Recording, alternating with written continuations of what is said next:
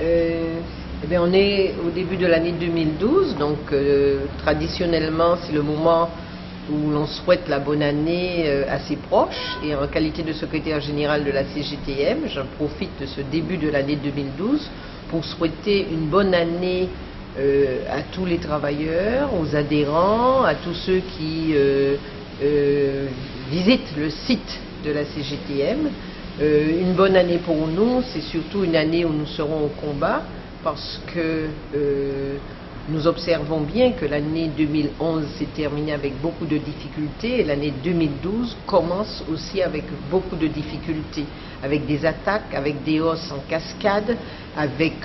des hausses qui viendront demain. Et dans tout cela, ce sont les travailleurs, ce sont les retraités, c'est les plus démunis qui en prennent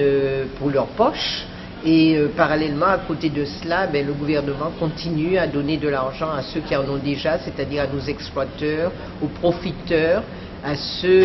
qui volent le travail humain et qui laissent dans la misère des milliers de gens en Martinique et des millions, pour ne pas dire des milliards de gens sur la planète. Il y a aussi l'année 2012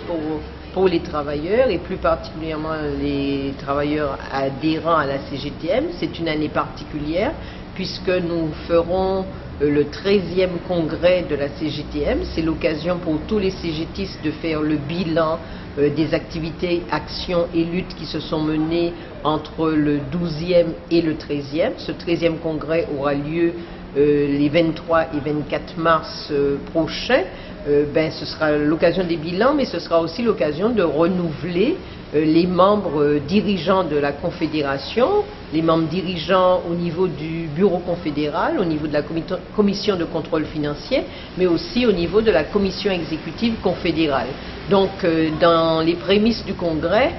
tous les CGTistes, tous les syndicats doivent tenir des AG, des réunions, lire les rapports, les amender, les améliorer, faire des propositions. Et je souhaite que le 13e congrès de la CGTM soit un congrès riche en propositions, en échanges, en critiques, pour pouvoir aller toujours de l'avant.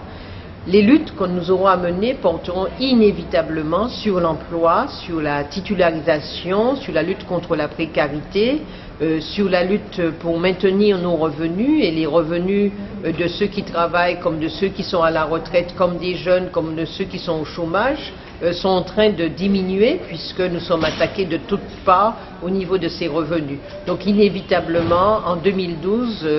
si nous ne voulons pas faire les frais de la crise économique et financière que nous imposent les banquiers, les financiers et les chefs d'État qui sont au service de ces banquiers et de ces financiers, il faudra que les travailleurs se rassemblent, se mettent ensemble, se préparent à la lutte et engagent cette lutte-là.